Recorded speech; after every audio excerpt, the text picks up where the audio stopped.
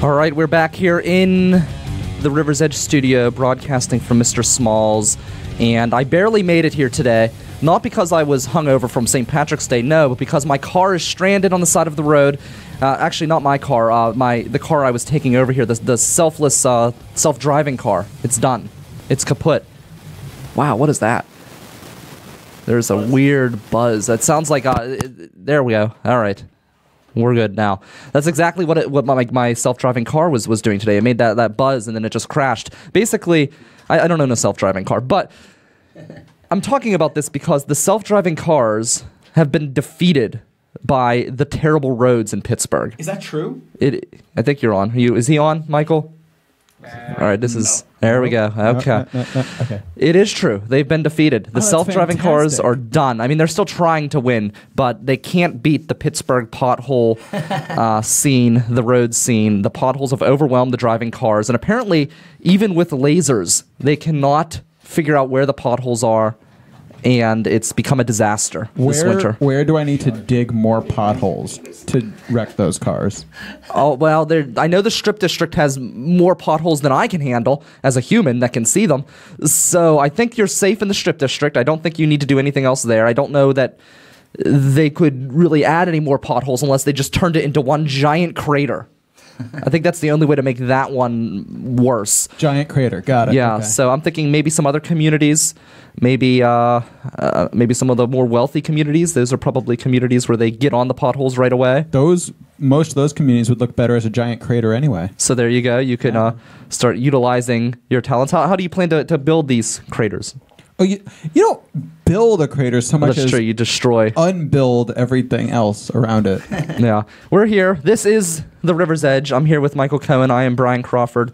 This is River Talk on the River's Edge Radio Network, Pittsburgh's voice for local music. And it is true. That's an article that came out. They are feverishly trying to figure out the pothole problem. Both Uber, CMU, all of these different self-driving car creators, and they are failing. The roads are defeating the cars. Artificial intelligence is not as intelligent as you might think. However, I would like to get an Alexa in my car so I can talk to it to like play music and things like that. I think that would be fantastic. In fact, if you have an Alexa in your car or in your home, or do they have them in the cars, Alexas? I mean, I'm sure you can just plug it into your thing if for some We've got Michael Sorg here. He's going to be doing the awesome thing of the month. Sorg, do they have Alexas in cars? I believe they're on their way, yes. They're on their way, okay. Yes, they're going to be everywhere. If not, you can hack your car that your Echo Dot will fit perfectly in the cup holder and work. There you go. So see, you can drive in your car and then tell your car that you want Alexa to play the River's Edge station on TuneIn, and then you can listen to it right there. So the driverless car is an interesting thing. I personally am not thrilled about driverless cars. I'm with you there. I would like to see them go away. I know, Sorg, you've got some experience with the driverless cars. You are a fan. Like early on, and it's like really cool cruise control. And I'm looking forward to the idea that I can just check my tweeters and let the car take me to my place. See, I like the idea of driverless cars for certain people. Well, I should say most people, because most people are incompetent. But I like to be able to drive my own car, and I want to have control, and studies I have seen show that driverless cars do not get the job done when it comes to stopping appropriately. Like, most times, the person who is behind the driver's seat, even with the driverless car, has to press the stop button to avoid crashes. So right now, it's just not up to par. It's early days. The self-driving cars are in the toddler phase right now, I think.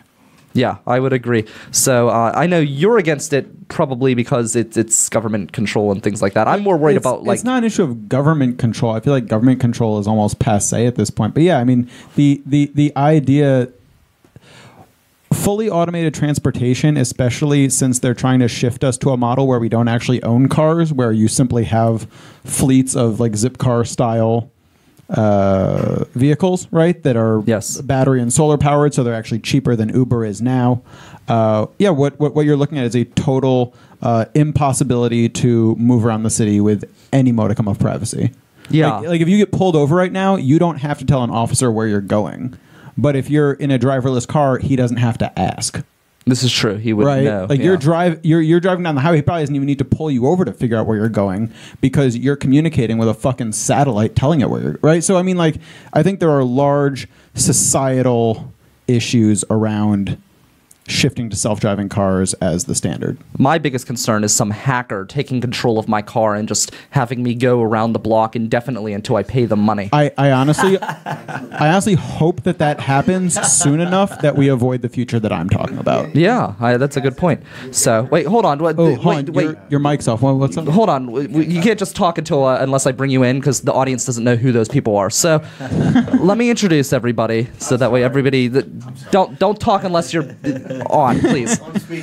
You're a musician. Stick to your music. Okay. Music guy. So today we have a lot on the show today. We have the Indie Rock Fest coming up. That's going to be April 14th, and we're excited to be sponsoring that here at the River's Edge. And to get things kicked off, we are going to be focusing a lot on that today. And every Sunday show leading into the Indie Rock Fest here on River Talk, we will be bringing in someone else involved in the festival to get you guys amped up and ready for that event. That's going to be the 14th at Cativo. Very excited for that. And we've got a lot in store for you today. We're going to have Jeremy Kaywood on here in just a minute. He's going to be the host of the 3rd annual Indie Rock Fest. And this is the second time we've sponsored it from the River's Edge. So that's exciting. We've got Jeremy. We've got There You Are. They're going to be on with us as well, talking about the Indie Rock Fest. And of course, we have Sorg, who's in every month with the Awesome Thing of the Month. It's the second time we are bringing back that segment. And you can listen to Sorg every Tuesday night live on Awesomecast at awesomecast.net or every Saturday morning here on the River's Edge. And of course, I will be making judgments based on topics that Michael brings up. So we have the gavel. We are ready to judge. And we also, of course, have the weird news story, including a fake ID, a risky fake ID, and possible inbreeding, as well as more topics like that. So lots of good stuff ahead on today's show. We do want to bring in Jeremy right now. You're hosting. So you're a host. So what I would like to do is I would like to reset the show, go back. Yes. Yeah. Hail So Satan, kids. We've gone back in time. We've clicked the rewind button, and apparently it's got cryptic messages when you rewind. And Jeremy, you host a lot of different events, so I want you to start off. Can we play the music again? Oh gosh. Let's play the Scumbag Inc. Yeah, music the again. whole We're going to thing. start the show, and Jeremy Kaywood is going to show his hosting powers and bring us in to today's show.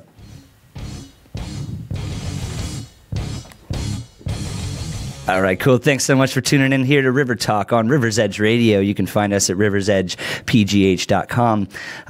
Hanging out here, Jeremy Kaywood with you, Brian Crawford, Michael Cohen. There you are, Zorg, and of course our producer hanging out behind the board over there. We're appreciative of all the Zach Fell, yeah. the things that Zach does, and he's over there giggling now at me because I just can't see his face. So, as a host, I'm really excited for Indie Rock Fest 3. It's going to be sweet down at Cativo on April 14th. And you said you wanted me to host. You wanted me to show my hosting skills, so I'm gonna show you my hosting skills. We've got a great lineup at Cativo with Sunhound. There you are. You'll hear from them in a bit. Standard Broadcast, Bad Custer, BB Guns, Back Alley Sound, and Essential Machine. You can't really go wrong. This is a pretty exciting lineup. It is pretty exciting, yeah. It's going to be a great show. I know last year was fantastic, and I really enjoyed it last year. We tried to live stream it last year, but the internet at Cativo just wasn't up to par. They've got those thick walls. It must be difficult. Yeah. Well, it's an old building. Cativo, what was it before? A fire, or like a VFW, I believe. That's what I thought. It was something like that. Yeah, it was one of the old clubs that was converted. Everything in Pittsburgh was either a VFW, an ethnic club, or has turned into a pothole, or Yes. or a church. No, church, yes. Some of the bars actually used to be potholes, and then someone came in and got a liquor license for that pothole, and now. See, now you're talking money-making opportunities, you know? That would be an interesting thing if you got a big pothole that was just so deep that you had a bar in the bottom of the pothole. Did you see that video with the flowers? And they were doing. if it's not at ground level, maybe you could even get away with paying taxes like Target did for being on the second floor. They got away with not paying taxes. Oh for yeah, that? Target in East Liberty made a big deal about the taxes they were going to pay, and then when they moved in, they were like, "Well, we're not technically in East Liberty because we're we're above East Liberty. Wow. No Oh, way. Yeah. No, I mean that's just another one of those ones where Peduto sold us out to some fucking company. Well, I'm not surprised at all at that. So that's kind of his thing. But I'm excited for the event. Are you excited to host this event? Oh, I'm very excited. It was kind of I didn't expect to be asked to host, but to perform, I'd be like, oh yeah, let's perform. I love playing music, but hosting is something that in the past few years I've just like latched on to like helping rein it back in and then letting it be chaotic and let people go crazy and then have it come back in, announce the next group, and be able to work together with the crowd and keep them focused and excited too. So yeah, it's a lot of fun to host. You've hosted so many different events. What are some of the big ones that not big as far as like the most prominent, but the big as far as you personally? What are some of the biggest events that you've hosted? Well, some of my favorite events that I've hosted would be Acoustic Cafe every Monday night at the Funhouse at Mr. Smalls. That's a sweet one. Like every 6 or 8 months, I get the call and I'm like, yeah, I'll host that. And that's always a lot of fun. It's always changing and different crowds and different people coming. And so it's nice to introduce a new network to an old network, I guess. Yeah. I would love to get back into that again. I'm waiting to see if I get a new schedule here at work, but I really enjoyed hosting that when I did it. That was a lot of fun. Yeah, you did a great job. And you had a special thing. We didn't have a main stage show down in the main venue. And so we were able to go down and have Drowning Clowns be the feature artist. Yeah, and that was pretty cool. Took the whole crowd over to the main stage. There's 40 of us maybe, and we're just sitting on the balcony watching Drowning them. Clowns is a great local band here in Pittsburgh. So. Yeah. They'll be a part of some festivals, I believe, this summer, right? Yeah, they'll be coming up with some stuff. So Cool. I don't know if they were on that announcement yet or not. So I can't remember because I was trying to run the board at the same time. But I can't remember who all he mentioned that night. But yeah, we did make a big announcement. So if you want to go to, you can look at it on the River's Edge Facebook page or Millville Music at Millville Music. And I'm not sure if it's on millvillemusic.org yet or not, but it will be up there soon. The first wave, it is. Okay. I thought Sorg was saying, shaking his head like it is. It will be on there soon, but we did make the first wave of band announcements. So not everybody has been selected, so just bear with us if you haven't heard anything yet because we're still making final decisions for that festival. But you can go to millvillemusic.org and sign up as a volunteer. We do need volunteers, including RAMP certified volunteers. So if you can sell alcohol, we want you to volunteer with us. Yeah. So, but this event's going to be great. And I know last year they were on both floors. Are they doing that again this year? I believe so. I could be wrong. I do know that it starts at 4 p.m. and goes until 11, so we've got a full evening of great entertainment. So definitely something that you can come in and stop by and leave or stay the entire time and come back later. How often do you need to get RAMP recertified for your RAMP? Like every 2 years, every year or something. If it's every 2 years, I'm still certified for that. Are you? Yeah. Oh, that would be cool. I used to tend bar in the north side. Oh, fantastic. I did not know that. Not in a dive bar, just in a neighborhood bar in a heroin neighborhood. So, Speaking of which, speaking of dive bars, You're certified. Yeah, you're definitely certified. But speaking of dive bars, it was kind of cool. I got I was tagged in a post the other day, and Cousins Lounge, which is one of the bars here in Millville, they're up for, I think they're up for best dive bar. It's with the Pittsburgh Magazine. Yeah, I saw that. But it was really cool. Like all of these different businesses that are located here in Millville were selected for best of, and the music festival was selected for best benefit bash. And apparently best dive music festival. maybe. But it was really interesting because apparently we're in the finals, and I didn't even know we were in the competition. All of a sudden I get tagged in this post that we've made the final round. How about that? And I'm like, oh, okay. That's sweet. Yeah, it was pretty cool. So lots of fun there. So I'm looking forward to it. Jeremy, we're going to bring you in when we're going to bring everybody in for the weird news when we get to the weird news segment. But right now. Can I say one more thing? Oh, yeah, go for it. I do want to say thanks to the sponsors, River's Edge, as well as Mike, Music Industry Connected, for supporting the Indie Rock Fest 3. Yeah. So thank you guys. And then the stage is a sponsor for the stage, too. Yeah, Urban Capital Group stage. It'll be sweet. This is super, super special. I'm really excited to be a part of this, and I hope you guys can come check it out. Yeah, it'll be great. So we'll hear more from Jeremy as the show goes on. We get into the weird news, but now it is time. We need to get music for this segment. I don't know if anybody has an idea of a song that they would want to hear, something that maybe we have on the River's Edge in our collection of music. Please let us know. You can tweet me at RiverTalkPGH or message us on Facebook on the River Talk page. But we need a theme song for this segment. But it is time for quick judgments. So, That could be the theme song. Sorry. There we go. So, Michael, this segment is where I, Brian Crawford, celebrity judge, comes down with rulings based on topics that Michael brings to me each week. So, who is the first up to the table?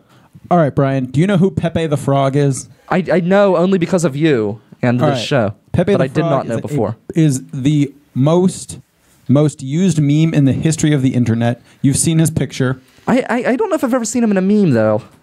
Oh, you've But go ahead. Okay, I've probably seen him. So the debate is Pepe the Frog a white supremacist?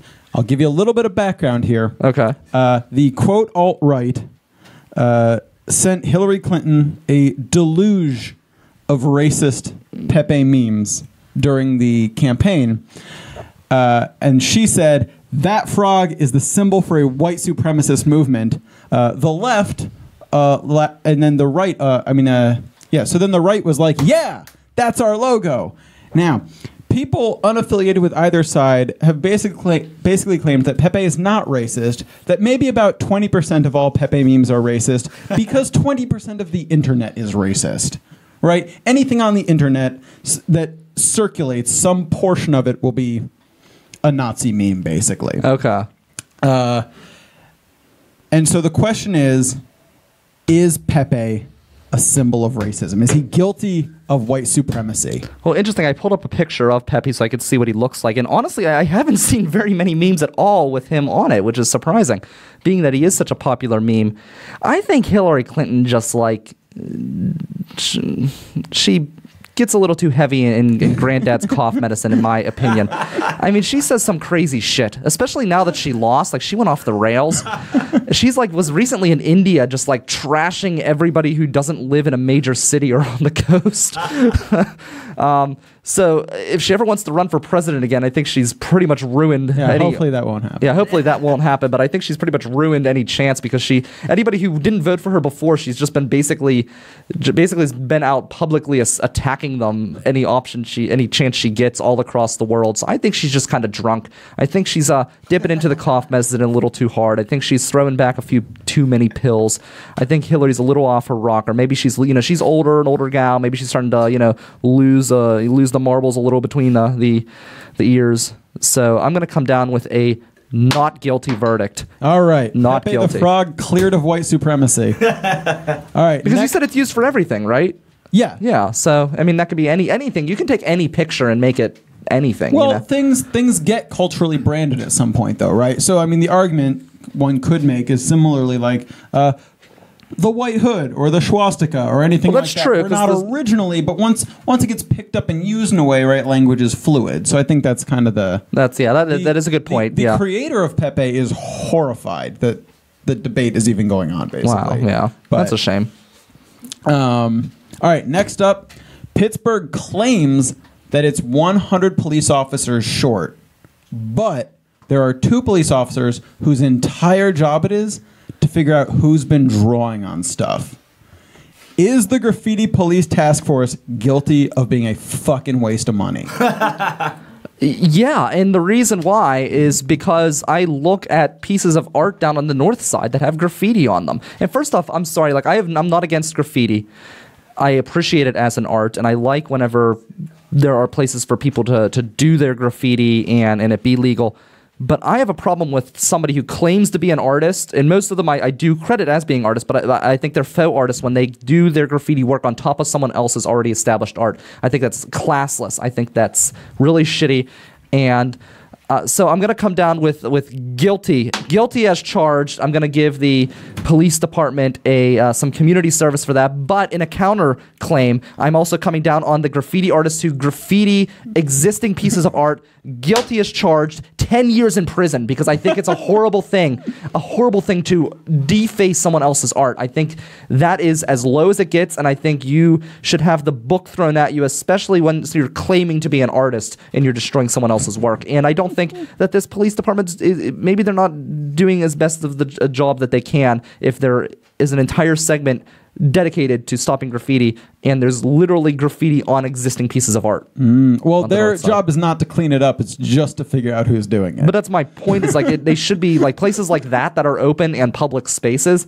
They should have people walking through there if that's their job. Is to it's a very protect that. U.S. approach towards law enforcement. We don't stop crime. We punish crime. yeah, and I would like to stop it. I mean, once a piece of artwork is ruined, it's ruined. You know. All right. Next up, Purdue Pharmaceuticals, the company that makes OxyContin. Trump said in the last couple of weeks that maybe the answer to the opioid crisis is putting drug dealers to death. Should we be killing the executives of Purdue? Guilty of drug dealing is barely the question, but we, I guess, need to establish that first. Well, I am going to plead the fifth on that because if I answer that question, that could get me into some legal trouble myself. So what I will say is I do think that we should investigate the pharmaceutical companies, and I think that they should be held accountable. And whatever the law is, the law is. But I do think that if you are actively as a company trying to get people hooked on opioids, I don't think you're any better than the drug dealer in the street that is dishing out opioids. In fact, I think in some ways it's worse because you're hiding behind corporate interests. Yeah, you're using their doctor to do it. Exactly. So I would say I'm going to plead the fifth on that one and not make a ruling, only because I don't want to say on air yes or no to putting someone to death. Judges don't usually plead the fifth, but all right. Yes. Part two. Purdue recently said that they wanted to start a campaign about dealing with addiction and helping people deal with addiction. Without actually cutting back the amount of opioids that you're pushing into the U.S. populace, guilty of a PR stunt, like a hack PR stunt, or does that come off as doing the thing that they ought to be doing? So I always find that kind of funny when a situation like that occurs.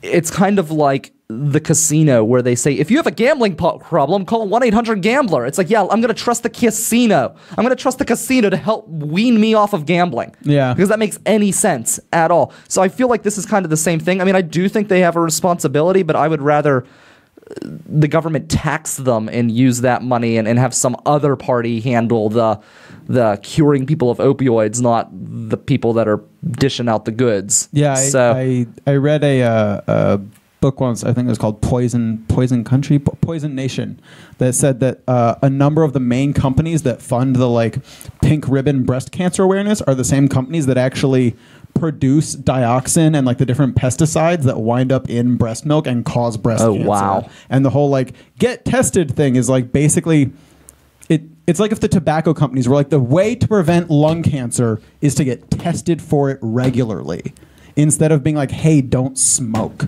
Well, that's what, yeah, and it always drives me nuts too with these companies like the alcohol companies now, where they're required by law to say don't drink alcohol, and I'm like, I'm sorry, just stop. Like there was only one commercial that ever existed with alcohol where they were trying to say like, hey, don't be an asshole, that I really liked, and that was the one where the dog was waiting for the person, and the dog's like, you know, walking around in the house because the guy left for the night. The guy never comes back.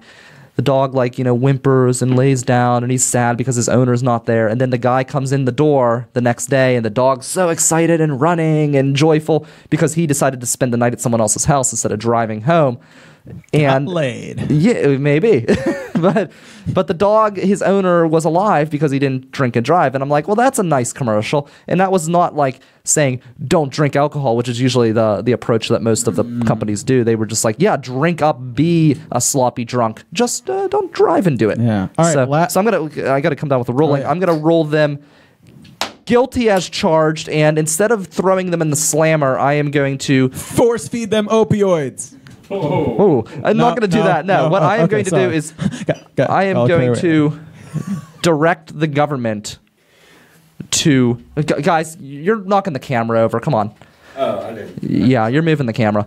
All right. I'm trying to come down with a judgment. Guys, seriously, let's...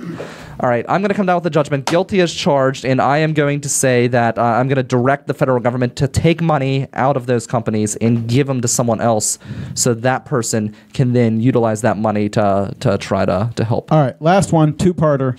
Yours truly, the host of Laugh Riot, the punk comedy show that happens every 2 months or so at Brillo Box, had one of our posters defaced in the bathroom of Artisan Coffee. Someone wrote, "Fuck gentrification, fuck punk washing," and then put a hammer and sickle. Does that even make any sense? We're not going to try them for having garbage politics with an ahistorical perspective, but we're going to put Laugh Riot on trial. Are we guilty of gentrification? Bringing comedy to $5 all ages comedy to Garfield? I mean, you're in the Roboto Club. It's not like you opened up some like Swaze, like ritzy establishment. I mean, I like Roboto, but it's, Roboto does not scream like we're kicking people out of the community. It's a community-run organization, right? Yeah, I mean, it's run by a bunch of kids in their mid-20s. Yeah, I'm coming down with a ruling of not guilty. In fact, I am going to make a judgment on the people who defaced the sign, and I'm going to declare that they are guilty of stupidity, and they are forced to re-education camps into education. Yeah, they're going to have to start from kindergarten and go the entire way through. They're going to have to quit their jobs, and they will have to find some other way to eat. Okay, part 2, though. Are we guilty of punk washing? I don't even know what that is. It's like greenwashing, where you pretend that something's ecological. Are we sliding bourgeois culture under? I never thought of punk as bourgeois. No, I'm saying are we hiding our bourgeois fist in a punk glove as we come into Garfield? No, I think that's stupid. Okay, I think that is so stupid. Not guilty. Of punk washing. Not guilty. Moving right All along. right. That was the judging segment. Quick judgments. Michael brings the cases. I rule. So, good times there. Let's roll right into the weird news.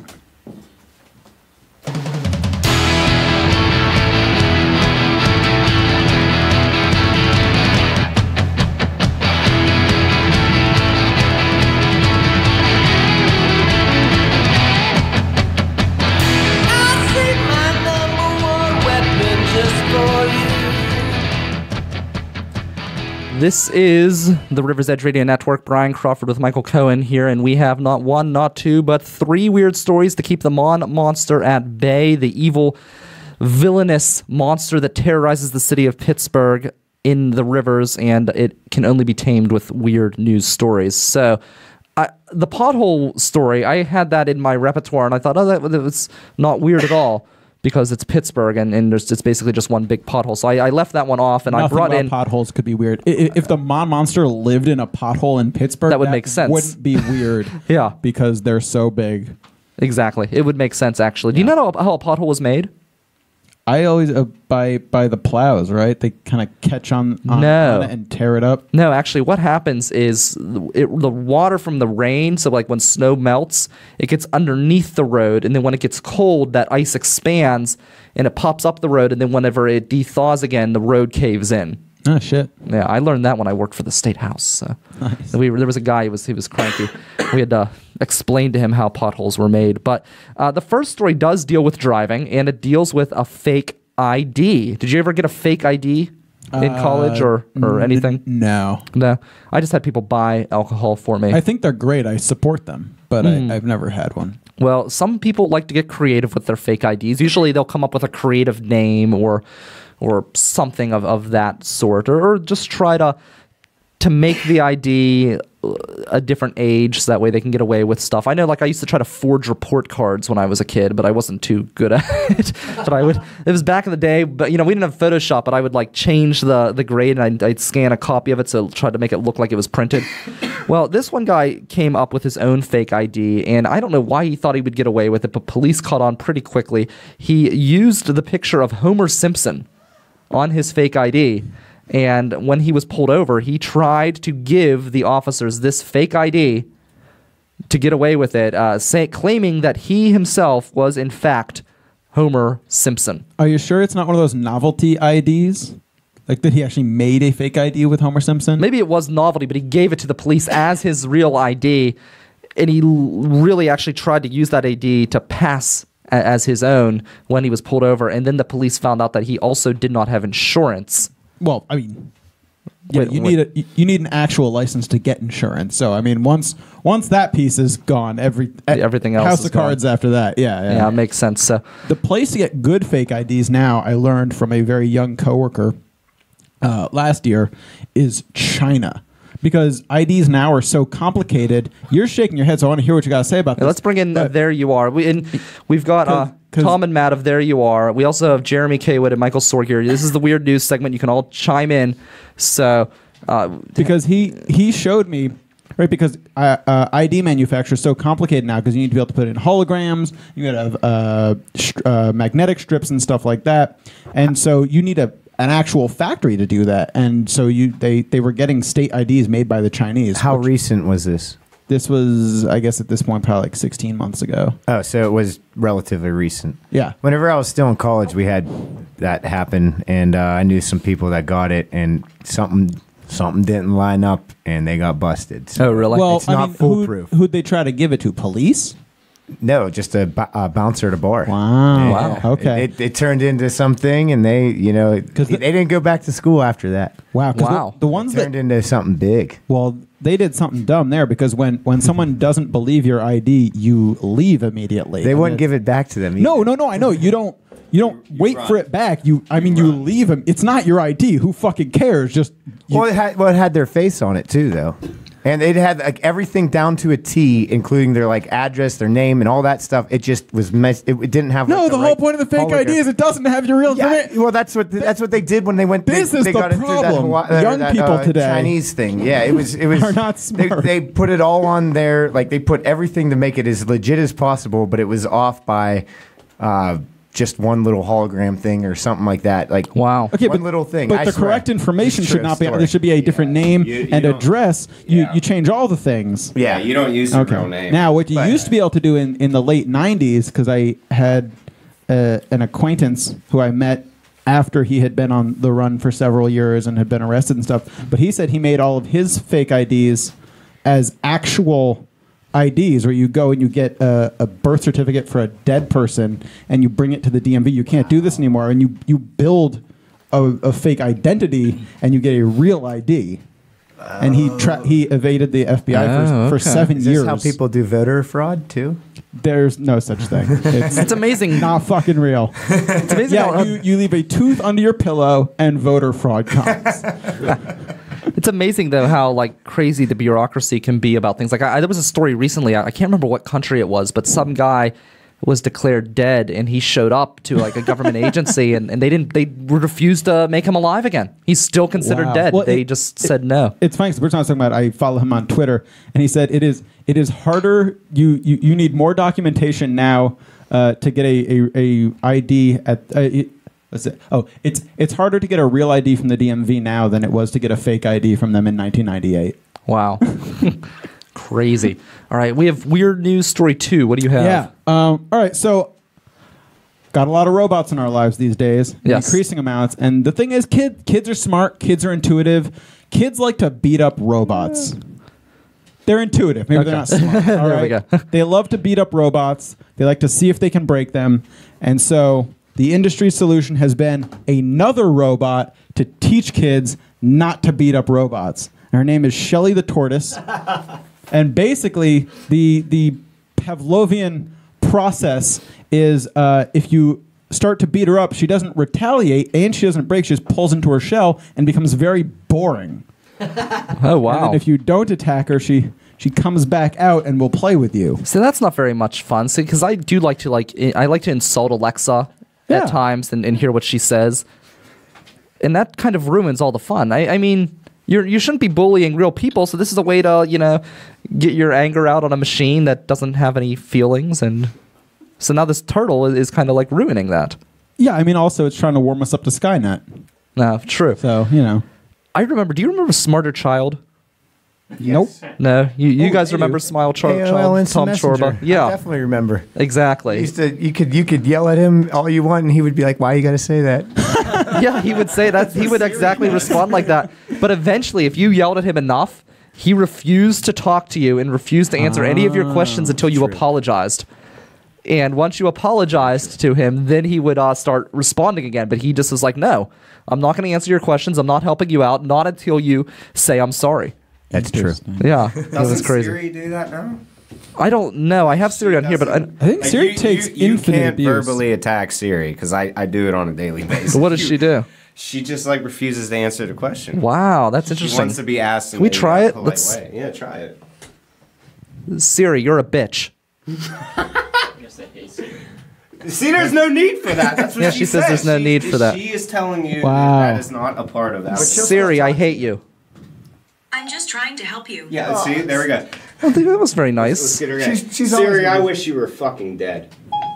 There's no need for that. That's what I'm saying. Yeah. Siri, Amazon is taking over the world. Stop them.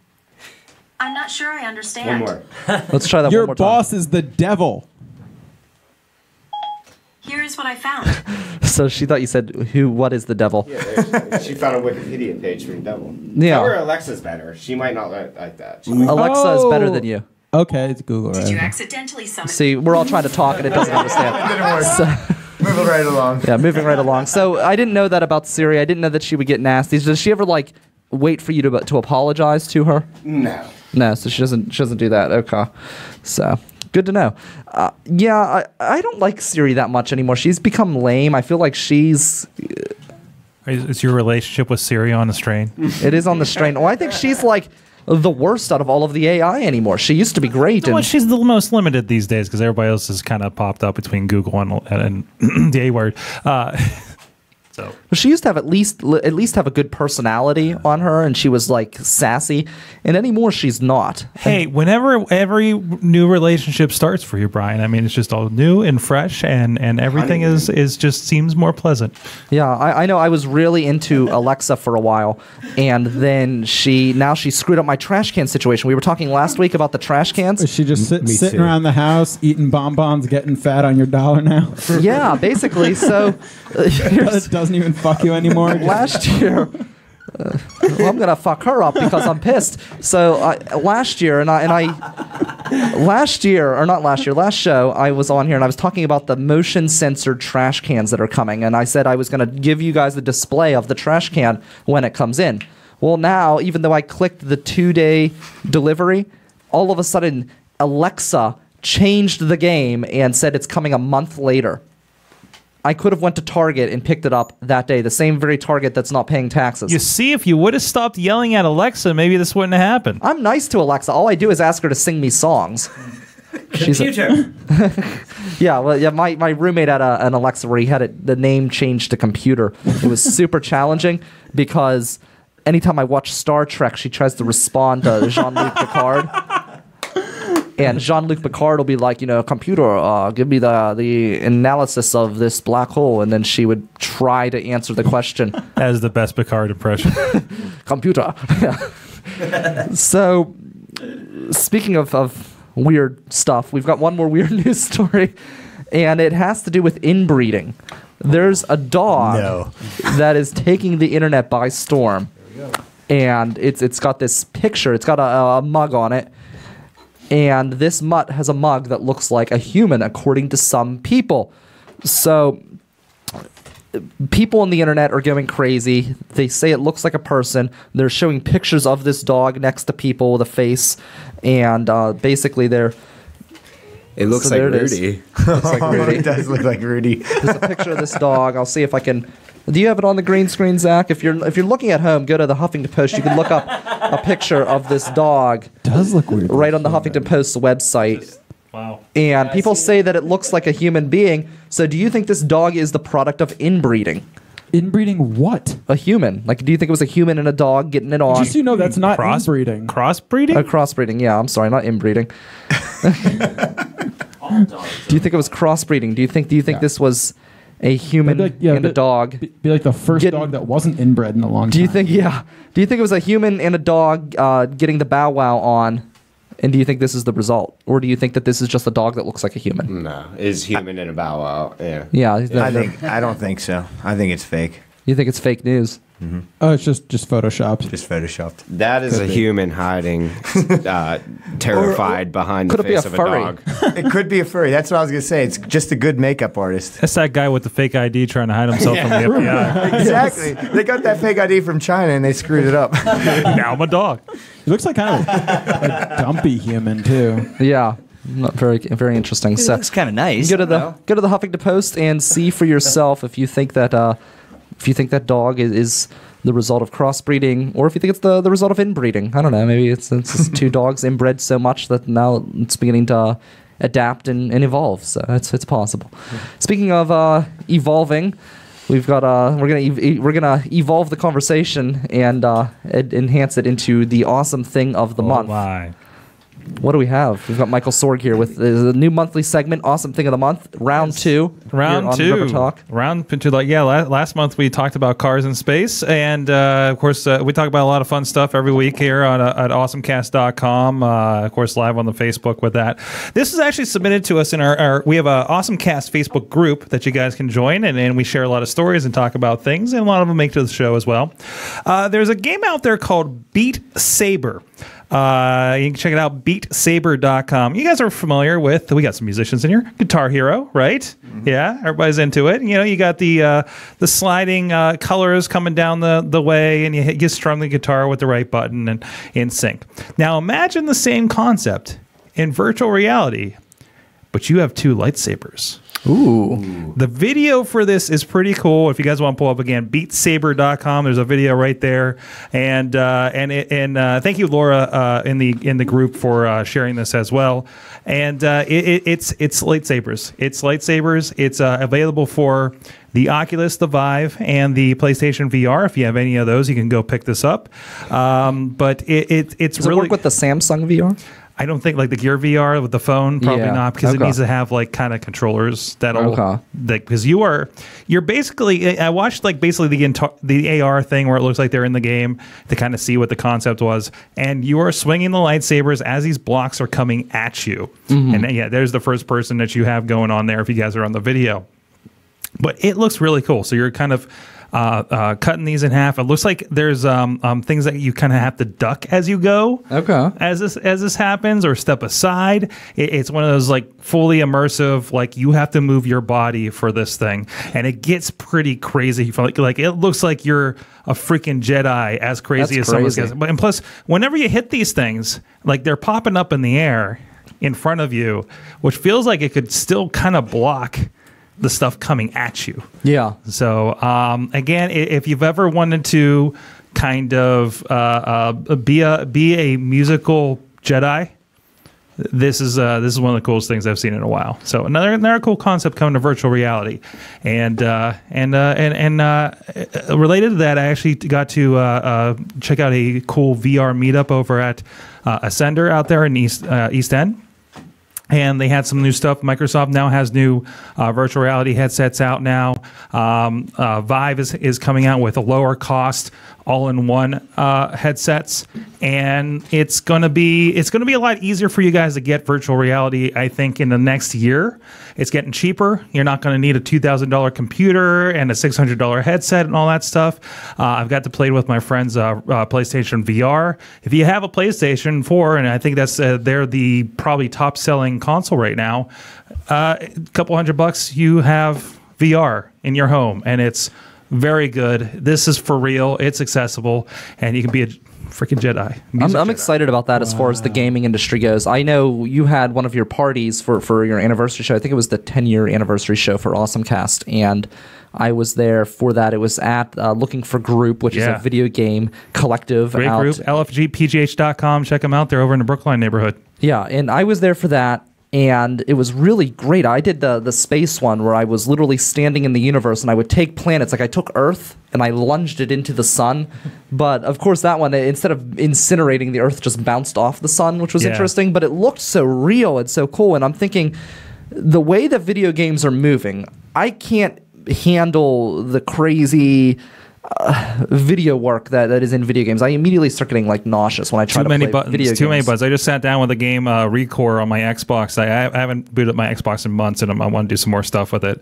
And I'm just like, God, there's so many buttons, and I can't remember what everything does. Like it's a super complicated game from the guys that made like Metroid Prime, and that's the thing that frustrates me. Like I like it when I get into it, but I can't go away and come back because I can't remember what all of those 16 buttons do, right?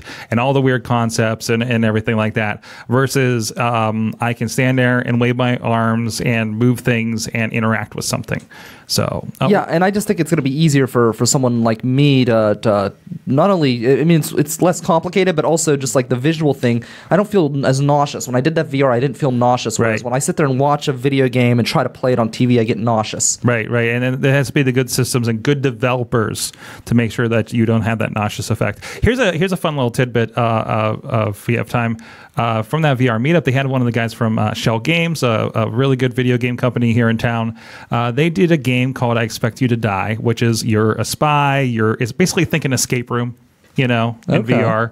The level I played, you're in a car, in a plane, and if you hit the wrong thing, a laser will shoot you from like the visor, or it'll fill with gas, or everything explodes, right? And they talked about the development of that, and they developed that with a concept called brown boxing. So, especially something where you're just sitting in a chair and interacting with things around you and figuring out the reach and everything. They just make it with packing boxes and make buttons and fake things, and it's kind of like a game of D&D where you press the button and it's like, well, now the room has filled with gas and you died, and that's Wow. that's what they do before they even start doing the art or the modeling and all the technical sides of it, is making sure this feels right in concept, taking pictures and just with a bunch of Amazon Prime boxes. Wow. It was pretty cool, and they showed That some sounds pictures of it. fun. So Sounds like a lot of fun. Very cool. So, thank you, Sorg. That is awesome, as always. The awesome thing of the week. check it out, Or of the- awesomecast.com. Yeah, and you can check that out at awesomecast.com. You still have the .net, right? Awesomecast.net. Yeah, it is. I don't know why I always say .net. Well, I've said it for like probably 10 years before I finally got the .com. So Oh, okay. Very cool. But it's a great show. It's the best technology show in Pittsburgh. So Thank you. Yeah, you'd be crazy not to check it out. And very much from a Pittsburgh state of mind, people in Pittsburgh doing things around social media, around gadgets. We're not you East Coasters that are in Silicon Valley and have it's a very Pittsburgh state of mind technology. And I am the only person to go on that show and have somebody purchase my awesome thing of the week. He purchased it and then he traded it to me, and then I used it. This projector? Oh, he traded it to you. Wheels. He bought it. I and knew then he bought it. Yeah. I gave him a microphone. He's like, "Here, take this." I'm like, "Oh, thanks." And I used it. I was traveling to Florida for work, and I was like, "Well, I'm going to miss the wrestling pay-per-view, but I got this projector." It's a projector, the mini projector. It's a mini projector. It's like smaller than my phone, and I'm projecting it like a 50, 60-inch television size on the wall in my hotel room to watch a pay-per-view or watch Jessica Jones, because that just came out that weekend. That's cool. That's how I'm watching WrestleMania, because I'm stuck quote in LA that weekend. So Yeah, so there was that, and then also I went back in with my awesome thing of the year, and somebody bought it. Mm-hmm. Chilla bought it from the show. If you want to know who Chilla is, go to awesomecast.net. Yes.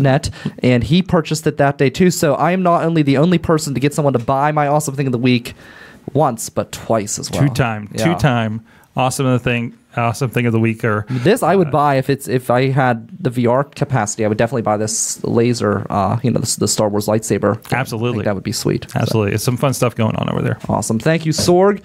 We've got Tom and Matt of There You Are. Hello. You guys are Howdy. performing Hello. at the Indie Rock Fest, which is on April 14th. Yes, It's going to be an amazing, amazing time. What time are you guys playing at the We don't event? know yet. You don't know yet? No, Yeah, it's still a mystery. I think it's still up in the air. Unannounced. Very Unannounced. cool. I know the first year we did it, it was like they drew it from a hat. I think there was only like Okay. 5 or 6 bands that played, and we just drew it from a hat and just went from there. We ended up being last that time. And then last year we had like a little meeting beforehand and still did the draw from the hat, but we knew when we were playing. This year, well, we don't know yet. You don't know yet, So so everybody it's a- got to a come. surprise. Yeah, everybody got to come right when the doors open. And It's a fun event. Oh, and it's we always were fun. very happy to be involved last year as a sponsor. And I was glad to see you guys were involved. It was good. And we had so fun. you've seen it from the beginning. Has it changed much over time? Well, last year, like I said, the first year was only 5 or 6 bands. Then last year was like 12, and we did the both stages open, 5 minutes to change, and you go upstairs and you see the next band, then you go downstairs. This year, I think there's a little bit. I don't think there's like as many as 12 bands, but there's maybe like 8 or 9. From what I saw, there was about 7. Yeah. Okay, 7, and over half a dozen. And I'm pretty sure, and I don't want to like. You got Sunhound, There You Are, Standard Broadcast, Bad Custard, BB Guns, Back Alley Sound, and Essential Machine. Okay, and I think we're all on one stage downstairs, and it'll be and it'll. It keeps everybody. Yeah, it keeps everybody together. Yeah. But like either way, like the last 2 years have been fun. It's just a fun time, and everybody has a blast. And I mean, was there anything crazy that happened in those 2 years? Something that you were kind of unexpected? Well, we've always had an issue for the last 2 years. Yeah, like the first year we decided to dress up like cowboys, but then my equipment stopped working, and then we looked like an idiot. And then last year we got picked to play last. So I think we were a little bit too drunk to play. Yeah, so that was. But it's always a spectacle, and we can't wait to see what we have to offer you guys. If it this year. involves us, it's going to be something interesting. And shout out to Nathan for hooking us up and letting us Nathan play J again. of Standard Broadcast. Nathan J of Standard Broadcast. He still puts up with our bullshit. That's for sure. Yeah. He's a good dude. I like him. It's like rape. Not I get. That's no problem. Okay. Before it was a different story. Yeah. So that's really cool. So, what are some of the experiences that you've had there? Like, what were some of the bands that you really enjoyed watching that you've were able to see? I like watching Standard Broadcast. Yeah, absolutely. And Bad Custard is always a good time to see. I've seen them before. Every band that we've seen there has been phenomenal. Like they're always gonna, and they're never. It's not like you're gonna see one band into another and they're gonna be the same genre. Everybody's has their unique thing going on, but they all still fit together.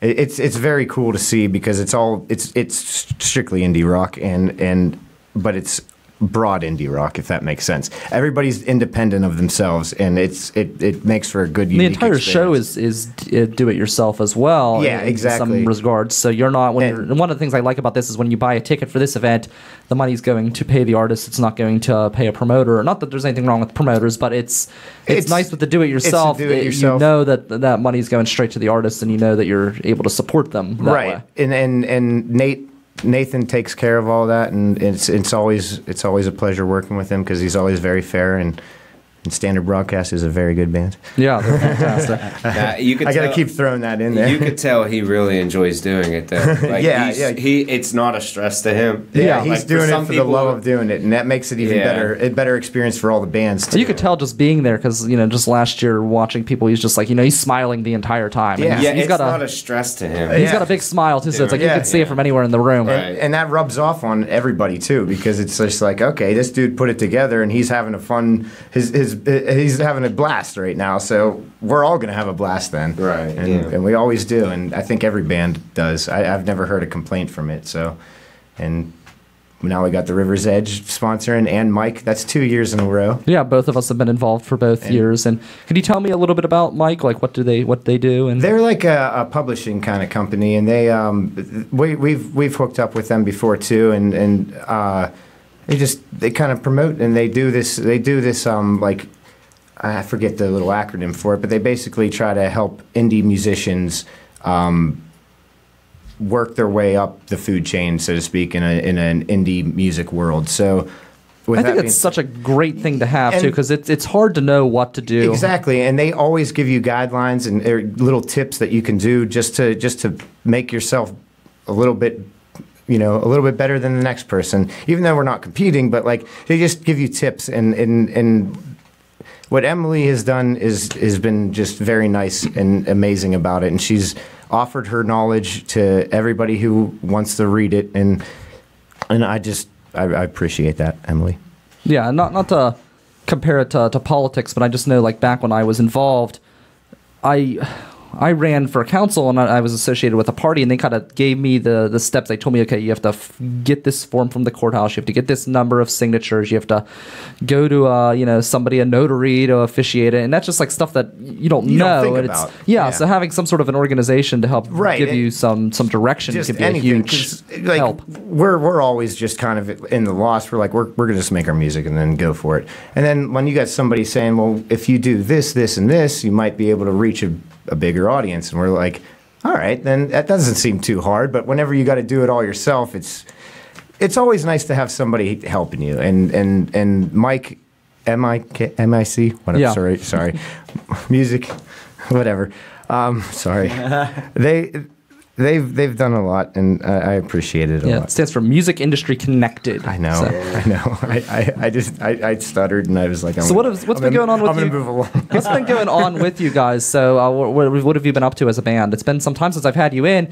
So these guys, just so you know, they've been with the River's Edge since the beginning. And Tom was actually in the Closet Attic studio. Yes, And he experienced it's that. very hot up there. Experienced that hell, yeah. We were all dripping in sweat. I think it was early May of 2000. Now you were on the futon, right?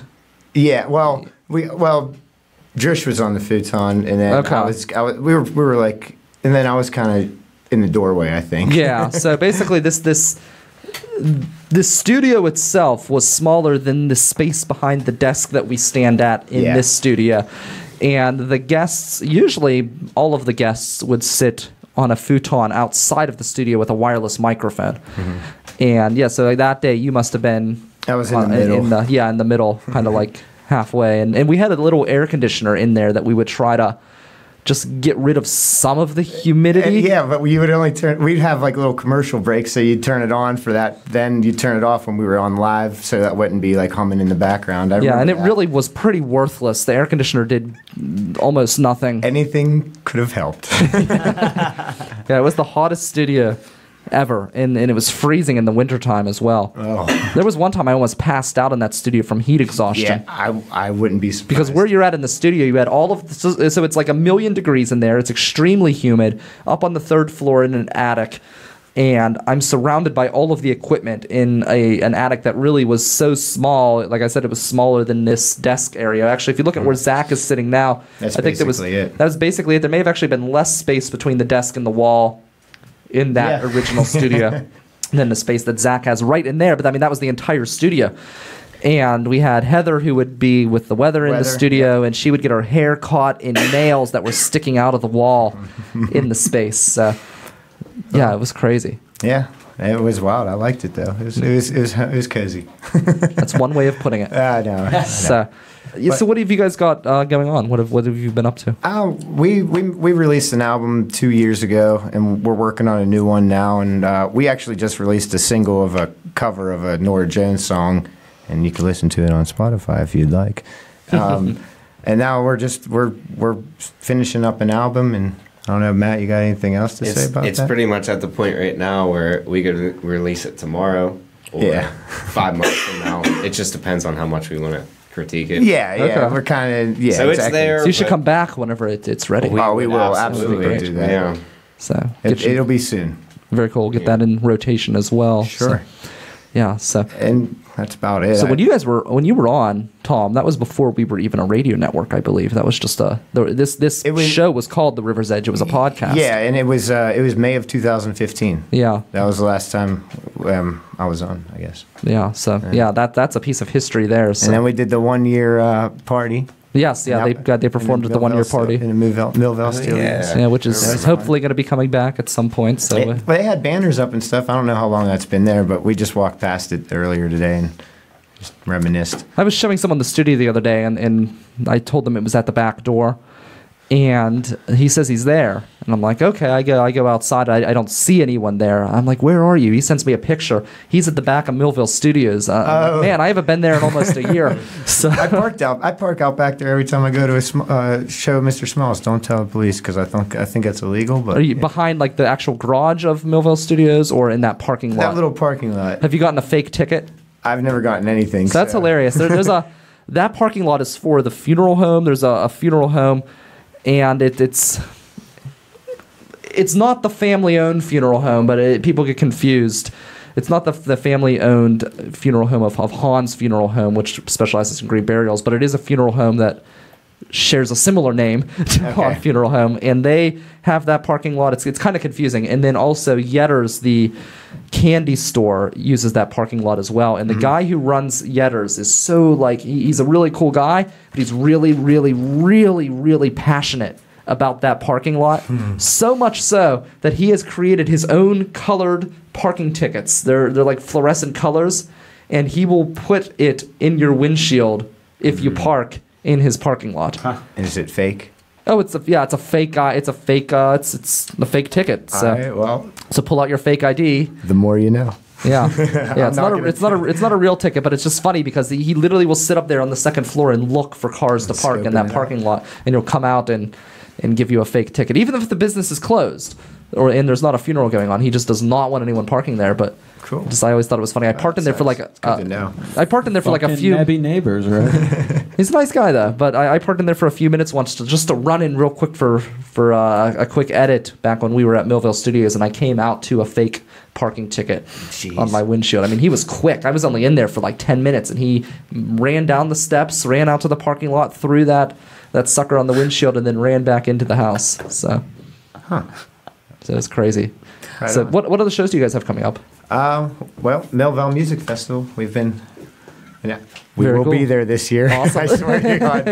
And where are you guys playing for that? Double L. The Double L. Very Yeah, cool. I think it's 9:30 actually, unless anything's changed. The last I read was 9:30, so that'll be fun. We're looking forward to it, and I'm Yeah. very sorry about last year. It's okay. We got you back in. So Yeah, thank it's going to be you. a lot of fun. Yeah, I'm really looking forward to it. This event's Yeah. going to be great. The Indie Rock Fest. It's the third Absolutely. annual.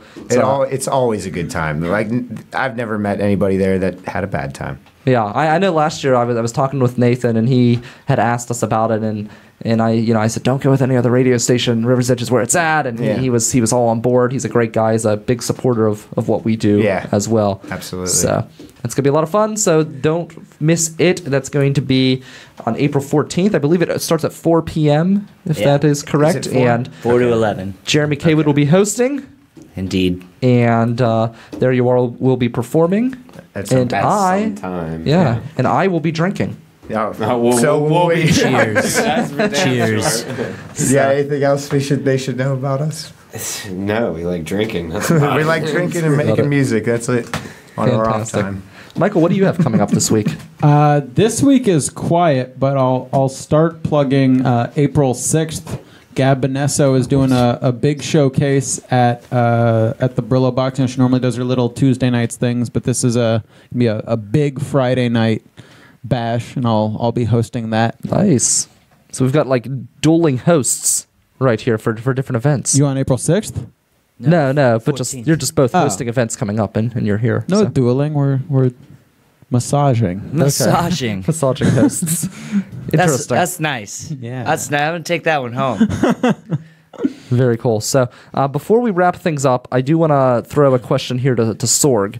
You were renamed during the show. For those who did not catch Oh, it, that's nothing new. Jeremy named you Zorg, which I thought was kind of Yeah. cool. Yeah. So Not the character from Fifth Element. do you prefer Zorg or Sorg? My proper name Sorg. But I've heard. More like Toy Story. I was thinking more Toy Story 2. I Oh, believe. okay. Zorg, All right. You know. There we go. It is Sorgatron Media. If you want to find out other podcasts that we do other than the Awesome Cast. Were we going in the plugs? Is that what's happening right we're now? doing some quick plugs before we wrap things up. Absolutely. You can check out Everything Awesome Cast, of course, is Tuesday night on that Facebook page at 7 p.m. Eastern Time. Wrestling Mayhem Show at 9 p.m. Eastern Time, where we've been celebrating professional wrestling for 12 plus years over there. And I also be on the production crew for the Renegade Wrestling Alliance in West Newton, PA, this coming Saturday. More information at rwalive.com, and check out all that stuff, including interesting stuff from last night. The Hunky Tonk Man has haunted me at last night's International Wrestling Cartel show, IWCWrestling.com and IndieWrestling.us. Go check out IWC 17, which was posted officially for sale about 3 hours ago from last night's recording. So There you go. have fun with that if you guys dig some pro wrestling. Awesome stuff happening. These two are hottest bugging out. time. I think they did. Hottest time. What's up? Whoa, I live what? like 3 minutes away from West Newton. What the fuck's going on? You don't know about Renegade Wrestling Alliance, Give me the a business card to this right now. hottest Saturday night event. Where at? Where at? What the building? West Newton Gymnasium. Let's go. How are you missing it? Give me a I ticket. better see you there. We're actually going. Is it yeah. is it by the trail side? I don't know. The trail side by the bike trail. Or Bloomberg? It's like right in the middle of town, right by the we'll be park. there. I don't know. West- we can West walk there. Newton. We don't know about is your hick town. We popping. just know there's a thing Yeah, going on. I show up, I film a wrestling show, and I get on the the side F with out the of there. woods. You don't call it It was a like- No, it isn't. It's on Fifth Avenue. It's right across from the park. There's a playground in case you want to I know pregame. exactly what you're talking about. I just didn't know that this shit was going on. Well, every month, every month well, dude, for the last okay. 10 years, and All you right, better so be I there. know what I'm doing for the next 10 years. I'm going to fucking indie wrestling. There you go. There you go. It's gonna be a lot of West fun. Newton represents See? something up in It here. is the craziest crowd of all the hot crowds here in town right now. It is the craziest crowd. You know why? Brian knows it because Yeah. it's West Newton. Yes. Yeah, I we don't have much to do out there. That's it. Yeah, I very was a excited. ringside Found announcer it. once. In my repertoire of amazing things I've done. Not only am I a judge, but I was also an announcer. Bro, So- this is like 8 minutes from my house. I'm going to be there Saturday. On it, for real. Right there. all right, great. So lots of good things. Jeremy, what do you have coming up before we wrap up this Put show? a note in your phone. I just did. Go ahead. Yeah, keep I talking. broke it. What do I have coming up? I got a lot of things coming up, but May 4th at Mr. Small's Funhouse, you can come have a big party with me. We're going to talk about Star Wars and drink a bunch of beer and eat cake and listen to all sorts of awesome music. And people from across the country are coming to town, so that'll be sweet. What's the Very occasion? cool. It'll be my birthday celebration. Oh, okay. Thank you. Yeah. But I'm not your really talking about that. I'm just gonna have a bunch of people come and hang out and play. Isn't that the music. way to do it? That's kind of what I do every year with the the podcast day, International Podcast Day. Just throw a big party and Right. and everything. So Yeah. Very Sorry, cool. I broke your microphone stand. no, you didn't. It's okay.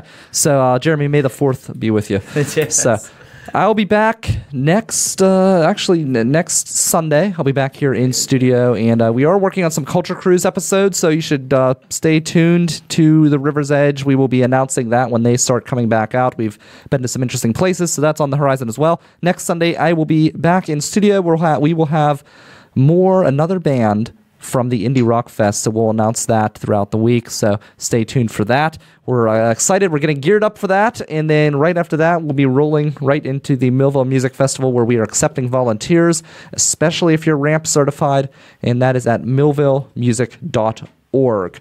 So thanks to Zach Fell behind the board, Michael Sorg for coming in with the awesome thing of the month, Jeremy K. Wood, Tom and Matt of There You Are. For Michael Cohen, I'm Brian Crawford.